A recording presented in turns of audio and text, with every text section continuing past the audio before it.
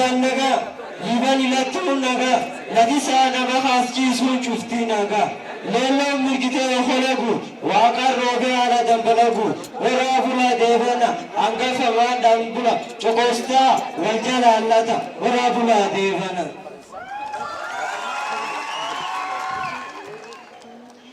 Eetu waaqi abbaa waaqi ardaa kamee bokkoo kan dibbee dhugoo kan garbaa aannoo waaqi gujii gurraachaati noo dhageetu noowwan kan olii nu hanqaat kan gadi nu hanqaat kan dhala lamaanii achumaan nu hanqaat sammane barri nagaa bariin nagaa jaarsi nagaa jaartiin nagaa ilmi nagaa intalti nagaa kan fuuru nagaa kan heerumtu nagaa kan baratu nagaa kan barsiisu nagaa biyyi keenya nagaa mootummaan keenya nagaa barattoonni keenya nagaa kontomaa daa'imoon nagaa jilli nagaa eetu waaqa nu nageessa.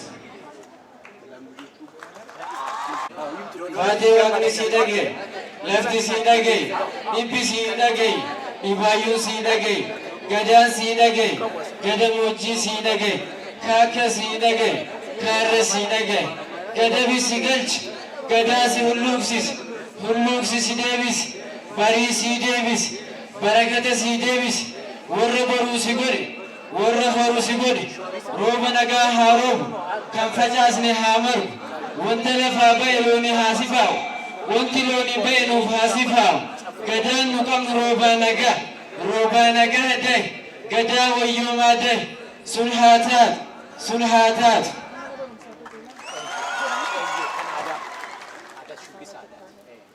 Miinya ta'e hoduu ta'e alalaas alaagaan olireef maatiraaf gadireef kararaaf qadaboongoo goomni geeraas gurrumni mirga dirreen danda'u simoo ta'e sinsimiin danda'u ta'e sin danda'iin doobbii ta'e diina guub guchii ta'e baalaan boon citaa ta'e gurmuu baas dilboo ta'e daddaraan babbaroon cibraalos gaara ta'e ittiji fantaallee ta'e mul'aat aldaaq ta'e bal'aat qabaat.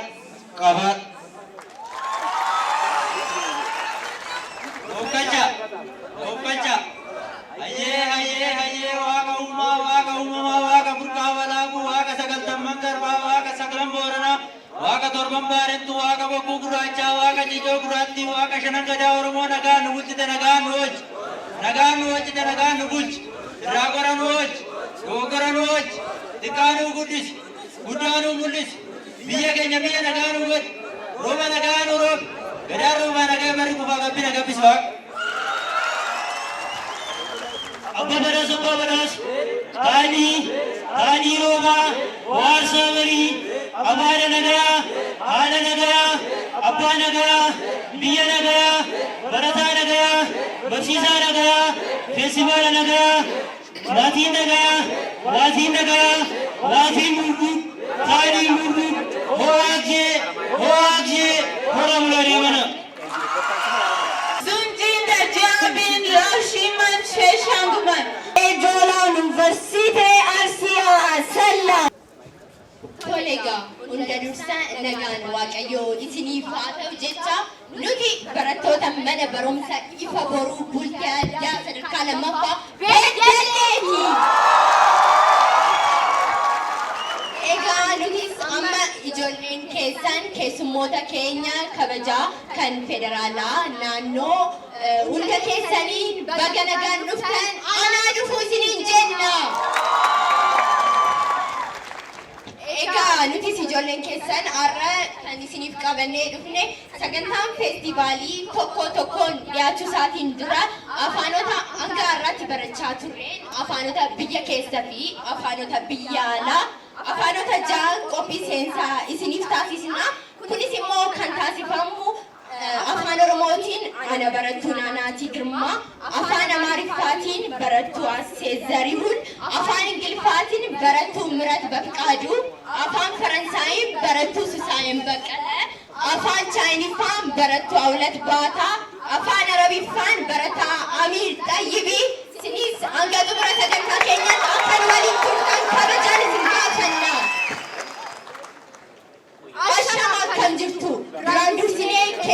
uummanni keenya kabajaa barsiisonni fi barattoonni keenya hundi keessan baga nagaan dhuftan isiniin jenna.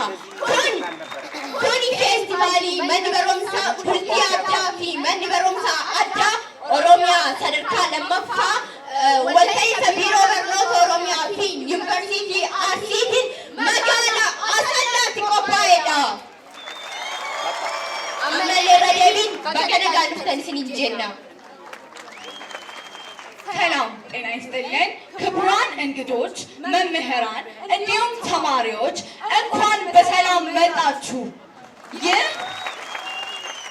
ይህ በኦሮሚያ ትምህርት ቢሮና በአርሲ ዩኒቨርሲቲ በአሰላ ከተማ እየተዘጋጀ ያለው የኦሮሚያ ሁለተኛ ደረጃ የልዩ አዳሪ ትምህርት ቤትና የልዩ ትምህርት ቤት የሁለተኛ ዙር ፌስቲቫል ነው። በድጋሚ እንኳን በሰላም መጣችሁ። Dear honorable guests, respected teachers and students, we would like to say welcome. This is secondary boarding and special secondary schools festival prepared by collaboration of Oromo Education Bureau and RC University Asala. Welcome again. Bonjour à tous, c'est le 12e festival des internats et des écoles secondaires spécial préparé par la collection de la Oromo Education Bureau et de l'Université Arsia Asala. J'invite honorably enseignants et étudiants respectés. Nous aimons vous été la bienvenue. Merci beaucoup. Merci beaucoup. Je suis au Alomia Diayuju Arsi de Shoedaya Salahuzo. Jumbe de Diarga Jisu Tishu Jumsheje. Zunjin de Diabin Lashiman Cheshangman. Washam Sho Hani. ضيوفنا الكرام والأحباء والمشاركون لمهرجان التعليم كيف حالكم؟ هذا هو المهرجان الثاني للمدارس الداخلية والثانوية الكاس الذي تم إعداده بالتعاون بين المكتب التعليمي أوريميا والجامعة الدارسي في أسلا. مرة أخرى ضيوفنا الكرام أهلا وسهلا ومرحبا بكم جميعا إلى أسلا. شكرا أهلا وسهلا.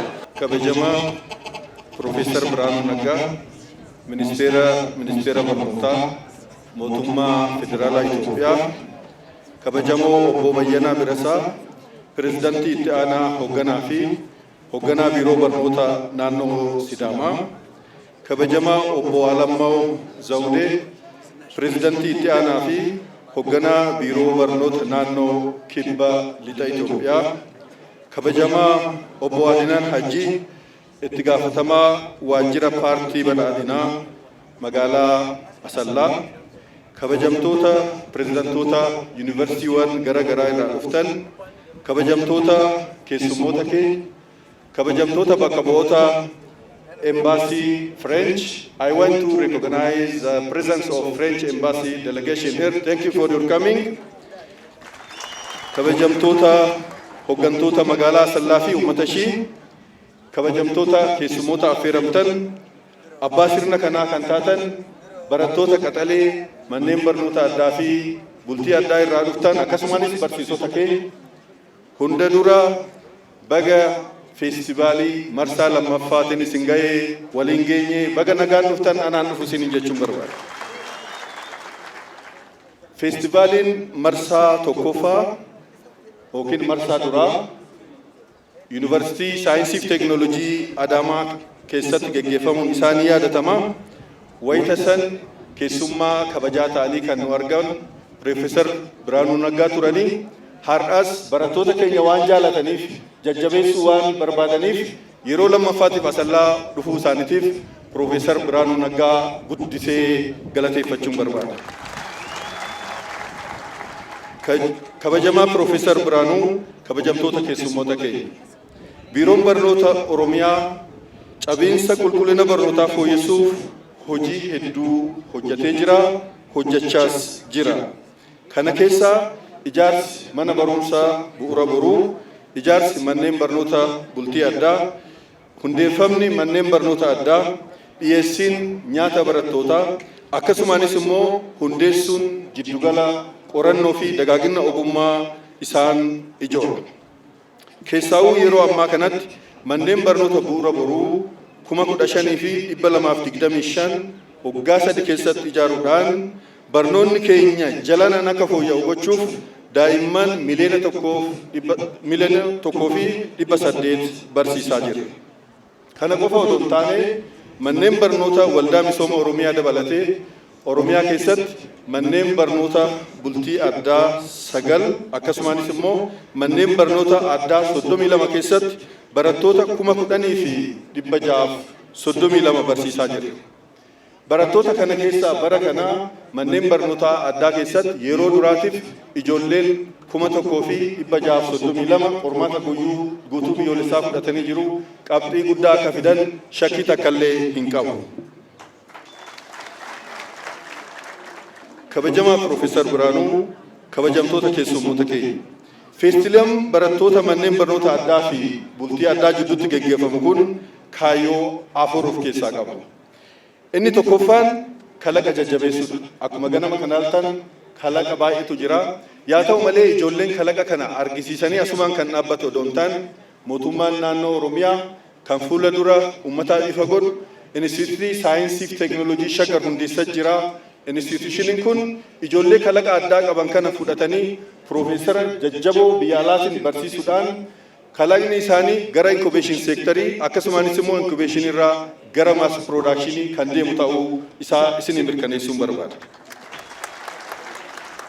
Inni lammaffaan kaayyoon feestivaalii kanaa ijoolleen keenya kaabaa fi kibbaa, ba'aa fi dhiyaa, magaalaa fi baadiyyaa jiddugaleessa tokkotti dhufanii akka wal baranii fi akka muuxannoo walirraa fudhatan gochuu fi akkuma beektan Oromiyaan biyya. Oromiyaan dambii dolloo ka'ee hanga Mooyyaleetti, Mooyyalee ka'ee hanga Harargeetti, Harargee ka'ee hanga Baaleetti Oromiyaan biyya tokko bal'aadha. Ijoolleen keenya kun jiddugaleessa tokkotti dhufanii torban tokkoof turanii akka muuxannoo walirraa fudhatan, akka wal baran gochuuf ni gargaara. Sadaffaa irratti wal dorgommiin fayya qabeessa ta'e, wal dorgommii miidhaa qabu odoo hin taane wal dorgommiin fayyessa qaba ta'e isaan jidduutti akka taasifamu gochuu fi inni guddaaniif afraffaan inni olaanaan wanni feestivaalii kana geggeessinuuf barattoonni jalaa dhufan manneen barnoota sadarkaa tokkoffaa jiran mana barumsa bultii addaa galuuf mana barumsa addaa galuuf akka wal dorgoman siistama barnootaa keessatti dorgommii guddaa uumuuf kan kaayeffatedha. Carraa kanatti fayyadamee ergaan uummata keenyaaf dabarsuu hojii barnootaa fooyyessuuf ganna kana keessatti hojii tajaajila lammummaa gara 7 ta'uu labsinee jirra. Isaan kunis irra deebisee si yaadachiisuuf Harargee Bahaat irratti godina Harargee Bahaat irratti hojii kana labsinee jirra. Hojiiwwan sunis tokkoffaa ijaarsa mana barumsa bu'uura boruuti.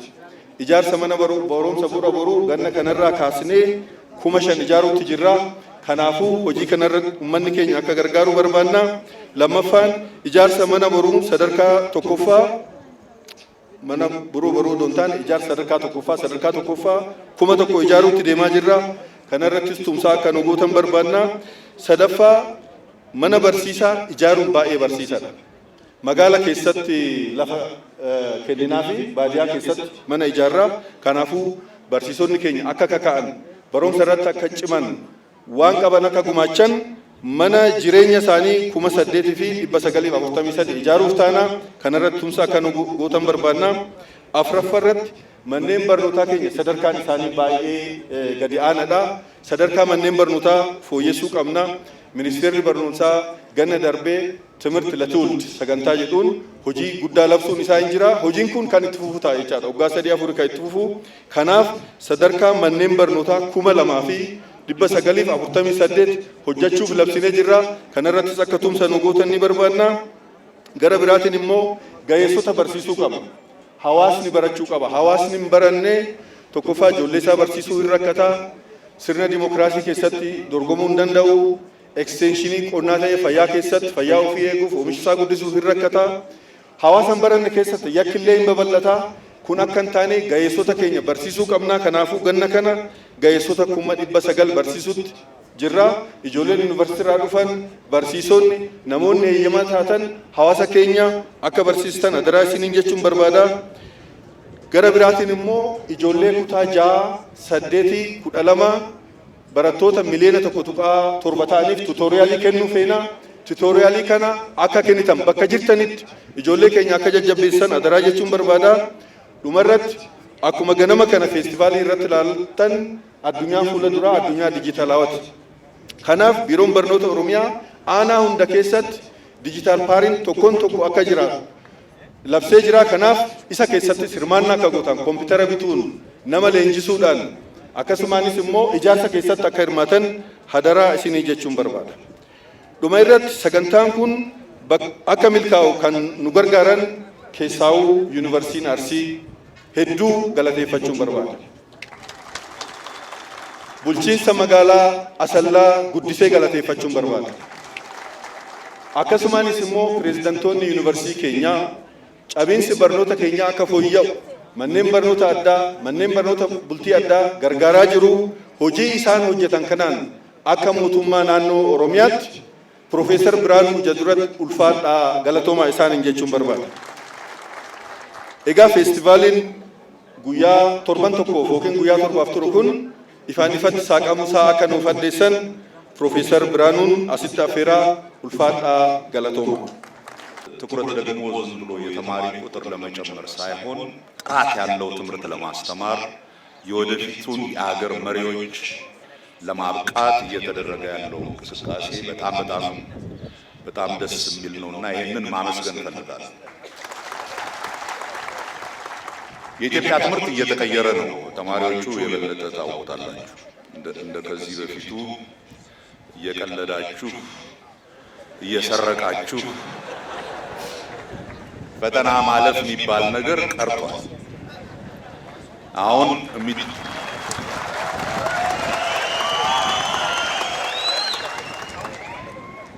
የሚታለፈው በማወቅ ነው። አሁን የሚታለፈው በመስራት ነው። ትምህርት ቤት የምትገቡት ለእውቀት ነው። ያንን እውቀት አግኝታችሁ እንድትወጡ ነው የምፈልገው። የኢትዮጵያ የትምህርት ሁኔታ በጣም ብዙ ችግር ያለበት ነው። እንደምታውቁት ከመምህራን ጋር የተያያዘ ችግር አለ። ከትምህርት ቤቶቹ ኢንፍራስትራክቸር ጋር የተያያዘ ችግር አለ። የትምህርት ግብዓት የማቅረብን እንትን በሚመለከት በተለይ መጽሐፍትን ለተማሪዎች በቶሎ ማድረስ ችግር አለ። ደሃ ሀገር ነን። እንደ ደሃ ሀገር ሁሉን ነገር በአንዴ ማድረግ አንችልም። ግን ከምንም ነገር በላይ እንደ መንግስት ከፍተኛ አጽንኦት ሰጥተን የምንንቀሳቀስበት ያለ ነው። ላለፉት 3 ዓመታት ከዛም 5 ዓመታት ከለውጡ ከጀመረ ጀምሮ ማለት ይቻላል የትም መሄድ አንችልም። ትምህርትን ሳናሻሽል ልጆቻችንን ካላበቃን ወዴትም መሄድ አንችልም። ይሄን በደንብ የተረዳ መንግስት አለ። ይሄን የተረዳ ህዝብ እያየው ባለፈው ዓመት የጀመርነው ለትምህርት ለትውልድ እንቅስቃሴ በአንድ ዓመት የኢትዮጵያ ወላጆች ትምህርት ቤቶችን ለማሻሻል ወደ 25 ቢሊዮን ብር የሚቆጠር ከራሳቸው ጥሪት አውጥተው ትምህርት ቤት ይሰራሉ፣ ያስፋፋሉ፣ ያሻሽላሉ ብል ማንም የሚያመኝ አልነበረም። ዛሬ የምናየው ግን ባለፈው ዓመት ብቻ ከ17000 ትምህርት ቤቶች በላይ በሀገራችን ተሻሽለዋል። ወደ 5300 የሚሆኑ አዲስ ትምህርት ቤቶች ተከፍተዋል። በዚህ ዓመት 60000 መምህራንን በዚህ ክረምት እናሰለጥናለን። በአጠቃላይ ትኩረታችን የተሻለ ትምህርት ለልጆቻችን መስጠት እንደ ትውልድ ኃላፊነታችን ከምንም ነገር በላይ እሱ። ጠመንጃ አውርሰን ሰላም አናገኝ። ጠመንጃ አውርሰን ብልጽግና አናገኝ። ጠመንጃ አውርሰን ዕውቀት አናገኝ። ልጆቻችን ይህንን አስቸጋሪ ዓለም መቋቋም የሚችሉት በሚታጠቁት ጠመንጃ በሚታጠቁት ዕውቀት ያንን ነው ለመስጠት እየሞከርን ያለነው። ቀላል ነገር አይደለም። በጣም ብዙ ስራ የሚጠይቅ ነው። ግን ይሄ አስተሳሰብ በሁሉም ክልሎች እየደረሰ ያለ አስተሳሰብ ስለሆነ በአጭር ጊዜ ከፍተኛ ለውጥ እናመጣለን ብለን እናስባለን። በዚህ ዓመት እንደምታውቁት ለመጀመሪያ ጊዜ 30,000 ተማሪዎችን በኦንላይን ፈትነናል። በሚቀጥለው ዓመት ግማሽ ያክሉን በኦንላይን ፈትናለን ብለን ዝግጅት እየጀመርን ነው። ምክንያቱም በዓለም ላይ ከሚካሄደው ለውጥ ጋር አብረን እንሄዳለን። በዛ ምክንያት ነው ዛሬ መጣሁት ልናገር አይደለም። በዛ ላይ ጉንፋን ይዞኛል። ግን ልክ እኔ እንደምናገር አውቀው ደግሞ እንትኖቹ አርቢትሮቹ ገብተዋል ኦሬዲ ኳስ ጨዋታውን ለማስጀመር። ስለዚህ ኳስ ጨዋታውን ከሚይዝባችሁ በመምጣቴ በጣም ደስ ብሎኛል። በኦሮሚያ ክልል ለሚካሄደው የትምህርት እንቅስቃሴ ከፍተኛ ክብር አለኝ። በተለይ ደግሞ በኢፋቦሩ በአዳሪ ትምህርት ቤቶች የሚሰራው ስራ የወደፊት የአገር መሪዎች የሚፈጠሩበት በጣም አስፈላጊ ስራ ነው። በአገር ደረጃ ደግሞ የፌዴራል አዳሪ ትምህርት ቤቶች እየሰራን ነው። ተስፋ ማረገው በሚቀጥለው ዓመት ፌስቲቫል ስታደርጉ የኦሮሚያ አዳሪ ትምህርት ቤቶች ብቻ ሳይሆን በሌሎቹም ክልሎች የተሰሩ አዳሪ ትምህርት ቤቶች አብረዋቸው ሆነው የጋራ ፌስቲቫል ይሆናል ብዬ አስባለሁ። በጣም አመሰግናለሁ።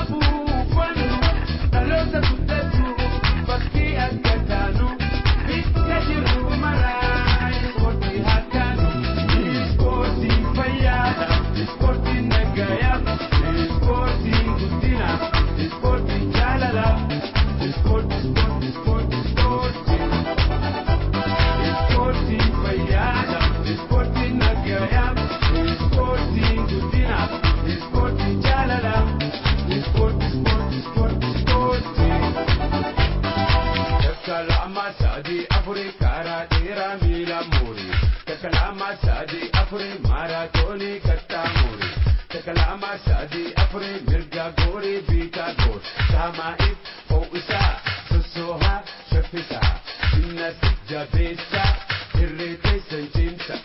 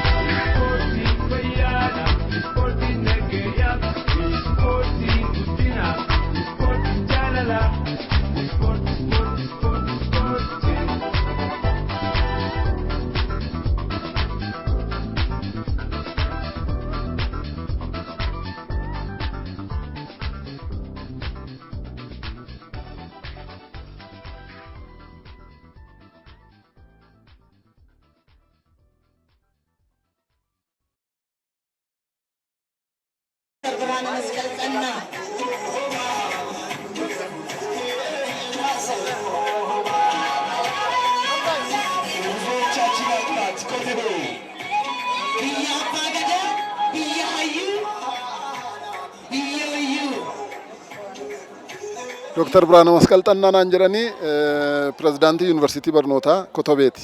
Wal dorgommiin har'a gaggeeffamaa jiru wal dorgommii barattoota gidduuti. Akkuma beektu barnoonni keenya cabeera jennee dubbachaa turreerra. Rakkoo keessa galeera jenneerra. Sanammoo bu'aa isaaniis argaa dhufneerra. Bu'aa isaa qofa miti amala ijoolleetiinis argaa dhufneerra. Wal dhaga'uu yeroo itti dhabne jira. Yeroon itti ijoolleen beekumsa irratti hundaa'anii yaada kennuu dadhaban dhufee jira. Kana keessaa bahuudhaaf hojiin amma hojjetamaa jiru, ijoollee irratti hojjetamaa jiru hojii guddaadha. Ijoolleen kun abdii boriiti. Ijoolleen kun biyya kana fudhatu bor. Ijoollee kana irratti investmentiin biiroon barnootaa Oromiyaa mootummaan naannoo Oromiyaa gochaa jiru hojii abdachiisaadha. Ijoolleen kun qubee jenereeshiniidha. Ijoollee kana irratti hojiin hojjetamaa jiru abdii borii kan nu dhugoomsu anis kanaan ilaalaa jira. Har'a yaggaa walitti dhufamanii feestivaalli kun bahaa lixatti kaabaa kibbatti Angilii arfanuudhaan mana barumsa bultii addaa mana barumsa addaa Oromiyaan ijaaraa jiru kunuunsaa jiru gabbisaa jiru achi keessaa ijoollee walitti bahanidha tokko aadaa safuu isaanii wal jijjiiru walirraa baratu wal jajjabeessu wal ta'anii bor Oromiyaa gudditti fudhatu kanaaf abdii boriiti gaggeessitoonni keenya waan baay'ee hojjechaa jiran waan isaan hojjetan kan inni bor achi ce'uu danda'u ijoollee kanaan ijoollee kana irratti investimentiin godhamaa jiru investimentii boriif abdachiisudha kanaaf iyyuu har'a akkasitti walitti dhufanii waa'ee barnootaa waa'ee tapha fakkaata kun tapha miti iddoo adda addaa irraa dhufanii yaggoo addanaa akkasitti walitti dhufanii waa'ee barnootaa qulqullina barnootaa haasofnu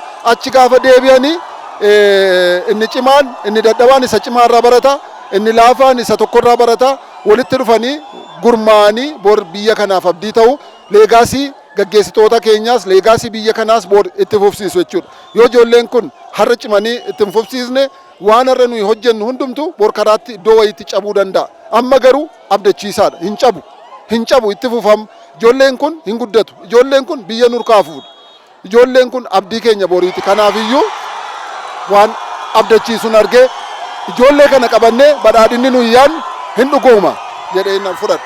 Egaa biiroon barnoota Oromiyaa mootummaan naannoo Oromiyaa argisiisee jira sadarkaa biyyaattis akka guddatu ministeerri sila dubbachaa tureera wal ta'amee hin danda'ama kan jedhu fudhannaa qaamonni dhimmi barnootaa na ilaala jedhan hundumtuu kana keessatti qooda fudhachuu qabu yoo wal taane hin ceena jennee jalqabnee jirra qaama tokko irratti kan gatamu mini stakeholderoonni hundumtuu kana keessatti gahee fudhatanii feestivaalli akkasii iddoo iddootti akka itti cimee achi iddoo adda addaa keessatti ijoolleema 50 baasaa yoo deemne bor walitti daamee biyya ta'a kanaaf iyyuu babal'atee gabbatee itti fufuu qaban jedha. ሰላ ብልጽግና ቅርንጫፍ ጽሕፈት ቤት ኃላፊ ክቡር አቶ አድናን ሀጂ አብሮ በጋራ የሚያበረክቱ የብርድ መድኃኒት ሁልኮ ጉንፋኑ ጠፋ ማለት ነው። ተነቀለ ገንፎም አለ አርሲ መጥቶ ጉንፋኑ ይዘው ሄዱ። ኬና ከበጃ ኬና አዳ አርሲ ኬስማ ሰት ዱፌ harka duwwaan gashu bullukkootti uffisa kabajaan gasha qorii meeshaa aadaa nyaata aadaa firiina keessaa qabu ደስ ይላል በጣም guddaa isin galateeffannaa ulfaadhaa jechuun kennaa kana fakkaatu kennaniiru. Taasif እርስዎ ወደ ቦታ እናመሰግናለን ፕሮፌሰር